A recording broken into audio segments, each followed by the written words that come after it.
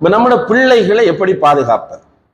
இங்க இருக்கிற சிறுவர்கள் பெரும்பாலும் அல்ஹம்துலில்லாஹ் அவர்கள் இதிலிருந்து பாதுகாக்கப்பட்டவர்கள். அதனாலதான் பக்துக்கு தொலை வருகிறார்கள், ஜும்மாவுக்கு வருகிறார்கள். அல்லாஹு தாலா அவர்கள் அப்படியே தொடர்ந்து ஆக்க வேண்டும், இதை விட சிறந்தவர்களாக ஆக்க வேண்டும். எல்லாரும் துஆ செய்வோம் எல்லா பிள்ளைகளுக்காகவும்.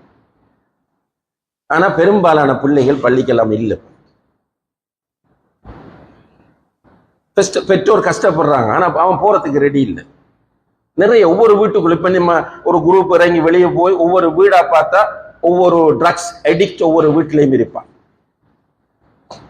இப்ப இருக்கிற பிள்ளைகளை பாதுகாக்க அவனை காப்பாத்துறது வேறு சப்ஜெக்ட். இப்ப அடிமையாக இருக்கிறவனுடைய விஷயத்துல எப்படி நடந்து கொள்ள வேண்டும் என்பது அது வேறொரு தலைப்பு. ஆனால் நம்மிடம் இருக்கிற நாம் பெற்ற பிள்ளைகளாக இருக்கலாம், நம்முடைய குடும்பத்தைச் சேர்ந்த பிள்ளைகளாக இருக்கலாம், நம்முடைய ஊர் பிள்ளைகளாக இருக்கலாம். இந்த பிள்ளைகளை எப்படி பாதுகாப்பது? இது பற்றி சீரியஸாக ஒவ்வொரு தந்தையும் யோசிக்க வேண்டும். ஏனென்றால் அன்புள்ள சகோதரர்களே, நிறைய உம்மமார் தாய்மார் இந்த பிள்ளைகள் போதை வஸ்துக்கு அடிமையாகுவதற்கு காரணமாகி விடுகிறார்கள். இதை நம்ம கவலையோடு சொல்லித்தான் ஆக வேண்டும். எப்படி காரணமாகிறார்கள் என்றால், முதலாவது அன்பு. அன்பினால் அவன் கேட்கிற காசெல்லாம் கொடுப்பது, இது ஒரு விஷயம். இரண்டாவதாக ஒருவன் சொல்லுவான், உங்களோட மகன் கூடிய திரு ஆள் சரியில்லை. இந்த உம்மா உடனே என்ன செய்வான்டா, எந்த புள்ள அப்படி இல்லைன்னு வந்தவனை திட்டுவான். வந்தவன் குடும்பத்தை எல்லாம் ஃபர்ஸ்ட்ல இருந்து எடுத்து டேமேஜ் பண்ணுவான். இப்ப இவனுக்கு அது சப்போர்ட்டா, நம்மளோட உம்மா நம்மளோடன்றது வரும். மூன்றாவது, இந்த தாய் என்ன பண்றான்னா, கணவனிடத்தில் அல்லது வீட்டில் உள்ள பெரிய ஆண்களிடத்தில் சொல்லாமல் மறைக்கிறான். மகன் ட்ரக்ஸ் யூஸ் பண்றது ஓரளவு தெரியுது, ஆனால் இதை சொல்லாமல் மறைக்கிறான். இப்ப இவன் இன்னும் இதை சாதகமாக பயன்படுத்தி கொள்கிறான். கடைசியில முத்திய பிறகுதான் விஷயம் வெளியே வருகிறது. அன்புள்ள சகோதரிகளை, இப்ப நம்ம என்ன செய்யறோம்டா, வாப்பமார் உண்மையிலே நம்முடைய ரெஸ்பான்சிபிலிட்டியை ஃபுல்லா நம்ம இழந்திருக்கிறோம். நம்முடைய மனநிலைகள் எல்லாம் பொருளாதாரம் என்பதையும் பொழுதுபோக்கு என்பதையும் சுற்றியே இருக்கிறதே தவிர, நம்முடைய வீட்டில் நமக்கு 4 பிள்ளைகள் இருக்கிறார்கள், இவர்களுடைய தோளில் சுமத்தப்பட்ட அமானிதங்கள், இந்த பிள்ளைகள் தான் என்னுடைய கண் குளிர்ச்சிகள், என்னுடைய வாழ்க்கையின் அர்த்தமே இந்த பிள்ளைகள் தான் என்பதை நம்மில் பெரும்பாலான தந்தைகள் உணர தவறி விடுகிறோம். சும்மா டைம் வேஸ்ட் ஆகுது. நம்மளோட டைம் ரோட்ல நின்று சண்டை பிடிக்கிறோம், தொழுதுட்டு பள்ளிவாசலுக்கு வெளியே நின்று சண்டை பிடிக்கிறோம். ஆர்கியூமெண்ட், என்ன ஆர்கியூமெண்ட், அடிப்படி அல்ல சண்டைன்னு சொன்னால் ஒரு பொலிட்டிக்கல் தலைப்படுக்கிறது, அல்லது ஏதாவது ஃபேஸ்புக்ல ஒரு டாபிக் எடுக்கிறது, ஆளுக்கு ஆள் விவாதிக்கிறது, பிரிஞ்சு போறது, இப்படியே நம்மளோட டைம் போய்கொண்டிருக்கிறது. நம்முடைய பிள்ளைகளோடு உட்காருவதற்கு டைம் கேட்டால் டைம் இல்லை. இன்னால் இல்லாஹ் வ இன்னா இலைஹி ராஜிஊன். எல்லாரும் கிட்டத்தட்ட விதிவிலக்காக சிலர் இருப்பார்கள். அரபிகள் சொல்லுவார்கள், இல்லாமன் ரஹிம ரப்பி, இந்த ரப் ரஹ்மத் செஞ்சவங்களை தவிர. அது மாதிரி ஒரு சில பேரண்ட்ஸ் தான் பிள்ளைகளோடு உட்கார்ந்து பேசுவதற்கும் பழகுவதற்கும் டைம் கொடுக்குறாங்க. உண்மையில் அன்புள்ள சகோதரர்களே, இந்த பிள்ளைகள் சின்ன வயசில் இருக்கும் போது அவர்கள் நம்மளோடு மிக க்ளோஸாக இருக்க வேண்டும். சின்ன வயசு என்று சொன்னால், இப்போ ஒரு பிள்ளை 7 வயசாகும் வரைக்கும் அந்த பிள்ளைக்கு நம்ம 100% அன்பு தான் கொடுக்க வேண்டும். ஒரு பிள்ளை 7 வயசாகும் வரைக்கும் பிள்ளை நோட்டி பண்ணினாலும் அது பிள்ளை தான். அந்த வயசுல நோட்டி பண்ணலண்டா, குழப்பம் பண்ணலண்டா அது பிள்ளை அல்ல, அது பெரிய ஒரு ஆள். இப்ப நம்ம எப்படி பழகிட்டோம்னா, நமக்கும் போதிய அளவு எஜுகேஷன் இல்லாத காரணத்தினால நம்மளோட 50 வயசுக்கு ஏற்ற முறையில நம்முடைய 10 வயசு பிள்ளை இருக்கணும்னு எதிர்பார்க்கிறோம், 7 வயசு பிள்ளை இருக்கணும்னு எதிர்பார்க்கிறோம். நம்மளோட ஃப்ரெண்ட்ஸ் வந்திருப்பாங்க, நம்மளோட பிள்ளை மேசையில் ஏறப்படாது, அங்க வச்சிருக்கிற ஷோர்ட் ஹிட்ஸ்ல ஒன்று எடுத்துட்டு ஓடக்கூடாது, பாப்பா கோவம் வருது. இல்லை, வந்திருக்கிறாக்கள் மாக்கள் தான், அவங்களுக்கும் பிள்ளைகள் இருக்கு, நம்மளோட பிள்ளைகள். அப்ப இந்த பிள்ளைக்கு 7 வயது வரைக்கும் நீங்கள் 100% அன்பு காட்டுங்கள் என்று உளவியலாளர்கள் சொல்கிறார்கள். அதே நேரத்தில் ரசூல் ஸல்லல்லாஹு அலைஹி வஸல்லம் அவர்கள் அப்படித்தான் இருந்தார்கள். 100% அன்பு. தொலை வந்தா தோல்ல ஏறினா பல தடவை சொல்லியிருக்கிறோம், சம்பவம் எல்லாருக்கும் தெரியும். ஹசன் ரலியல்லாஹு அன்ஹு தோல்ல ஏறி உட்கார்றாங்க, ரசூலுல்லாஹ் சுஜூத நீட்டுறாங்க. உமைமா பேத்தி வந்து பள்ளிக்குள்ள அங்கும் இங்கும் ஓடும் போது மிம்பர்ல இருந்து இறங்கிட்டு வந்து பிள்ளைய தூக்கி அந்த பக்கத்துல வச்சுட்டு ஹுத்பா ஓதுறாங்க. இது சும்மா பயானுக்கும் ரசூலுல்லாஹி அலைஹி வஸல்லம் சிறப்பையும் சொல்வதற்காக உள்ள ஹதீஸ்கள் அல்ல. நானும் நீங்களும் நம்முடைய லைஃப்ல பிராக்டிக்கலாக இதை கொண்டு வர வேண்டும். இப்ப பிள்ளைகளோடு நம்ம க்ளோஸாக இருக்க வேண்டிய வயசு இந்த 7 வயதுல 7 வயது வரைக்கும் அன்பு, 14 வயது வரைக்கும் அன்பும் கவனமும். 7 to 16 வயது வரைக்கும் அன்பும் கவனமும் தேவை. இந்த 14 வயசாகக்குள்ள பெரிய ஆளாகுவான், பக்குவப்படுவான்.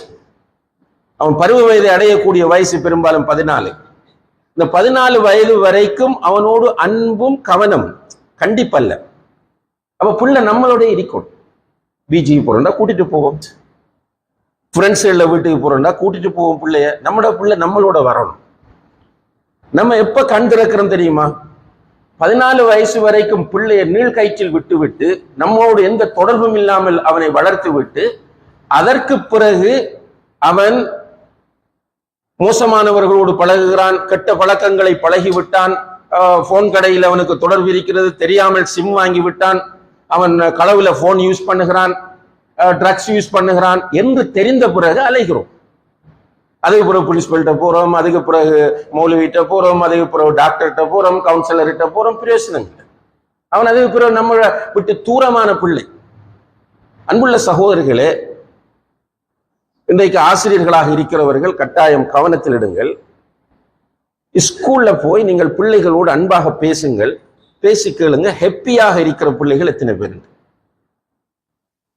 பிள்ளைகள் நிறைய பேர், ஸ்டூடெண்ட்ஸாக இருக்கிற பிள்ளைகள் நிறைய பேர் இன்று ஸ்ட்ரெஸ்ஸோடு இருக்கிறார்கள், கடுமையான மன அழுத்தம்.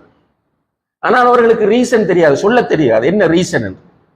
கண்டிப்பாக நிறைய ஆசிரியர்கள் இருக்கிறீர்கள், தேவண்டா திங்கட்கிழமை நீங்க செக் பண்ணி பாருங்க. பிள்ளைகளை கொஞ்சம் கூப்பிட்டு ஃப்ரெண்ட்லியா பேசிட்டு உங்களை ஹாப்பியாக இருக்கிறார்கள் யார் என்று பாருங்க.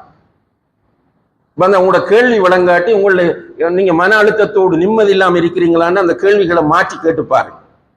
நிச்சயமாக பெரும்பாலான மாணவர்கள் ஸ்ட்ரெஸ்ஸோடு இருக்கிறார்கள், ரீசன் தெரியாது. ஸ்ட்ரெஸ் ஆக்கி விட்டது சமூகம். இந்த ஸ்ட்ரெஸ்ஸுக்கு அவனுக்கு சொல்யூஷன் தேவைப்படுகிறது. இந்த நேரத்தில் தான் அவனுக்குரிய சொல்யூஷனை கொடுக்கிற ஒரு நல்லவனாக ஒரு கெட்ட நண்பன் வந்து நிற்கிறான். அவனோட சேர்ந்து கடைசியில நம்மோட புள்ள நாசமாக. அல்லாஹ் பாதுகாக்க வேண்டும். எனவே ஸ்கூல்ல நம்ம அந்த பொறுப்பை ஸ்கூலுக்கு ஒப்படைக்க முடியாத ஒரு சூழல்ல வாழ்ந்து கொண்டிருக்கிறோம். ஆனா ஸ்கூல்களுக்குள்ள இருக்கக்கூடிய அரசியல்கள் அது 1000. டீச்சர்ஸ்மாருடைய பிரச்சனை அது வேற பக்கம். டீச்சர்ஸ்மாரும் ஸ்ட்ரெஸ். அப்ப நம்மட பிள்ளையை இவங்கள்ட்ட கொடுத்து வளர்க்கறதுக்கு சான்ஸ் இல்லை. முந்தி வளர்த்தார்கள், பாப்பா கொண்டு நமக்கு முந்தின ஜெனரேஷன்ல சொல்லுவார்கள், கொண்டு போய் பிள்ளையை கொடுத்துட்டு சொல்லுவாங்களாம் பிரின்சிபல்கிட்ட சேர்கிட்ட, இந்த பிள்ளையோட முகத்தை விட்டு போட்டு மற்ற எல்லாத்தையும் நீங்க பொறுப்படுத்திக் கொள்ளுங்க. என்னால் அவர்கள் பிள்ளைகளை வளர்க்கக்கூடிய டீச்சர்ஸாக அவர்கள் இருந்தார்கள், தேடி வந்தார்கள். பிள்ளை ஸ்கூலுக்கு போகலன்னா வருவார் சார் விட்ட, பிள்ளை அவர்கள் சைக்கிள் ஏத்திட்டு போவார், பிள்ளைக்கு அவர் ஹெல்ப் பண்ணுவார். இப்படி இருந்தது. இப்ப அப்படி இல்லை. சொல்றதுல சில நேரம் சிலருடைய மனங்கள் சங்கடப்படலாம், மன்னித்துக் கொள்ளுங்கள். பிள்ளைகளை ஹெல்த்தியாக, மென்டலியும் பிசிக்கலியும் ஹெல்த்தியாக வளர்ப்பதில் ஸ்கூலுக்கு ஒரு பெரிய பங்கு இருக்கிறது. ஆனால் ஸ்கூல் இடத்தில் அதை இன்று நாம் எதிர்பார்க்க முடியாத ஒரு துரதிர்ஷ்டமான நிலையில் இருக்கிறோம். அடுத்தது மஸ்ஜித் நிர்வாகம். இதுவும் பிள்ளைகளை வளர்ப்பதிலே ஒரு பெரும் பங்காற்ற வேண்டிய இடம். ஆனால் இன்னா லில்லாஹி வ இன்னா இலைஹி ராஜிஊன்.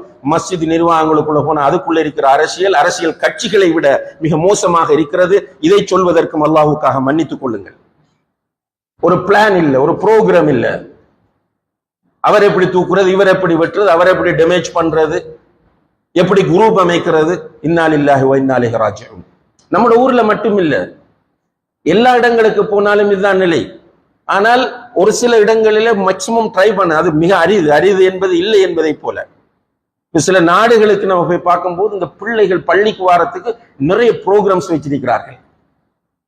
பிள்ளைகளை பள்ளிக்குள்ள எடுக்கிறதுக்கு கவர்ச்சியான ப்ரோக்ராம்கள், கேம்ஸ் வைத்திருக்கிறார்கள், காம்படிஷன் வைத்திருக்கிறார்கள், அழகான அவர்களுக்கு பொழுதுபோக்குவதற்கான இடங்கள் பள்ளிகளை வைத்திருக்கிறார்கள். இப்ப நம்ம ஒரு மஷூரா வச்சோம்னா அவ்வளவு பேரும் எகிரி எழும்புவார்கள். பிள்ளைகளை கொண்டாந்து அப்படியா பண்றது. இப்ப ஒரு பிள்ளை இதுக்குள்ள வந்து சப்போஸ் சத்தம் போட்டுட்டா கூட நிர்வாகம் அழிஞ்சிச்சு. இதை கிரகிக்கக்கூடிய அளவுக்கு கூட நம்மளால முடியல. அதான் கவலையான விஷயம்.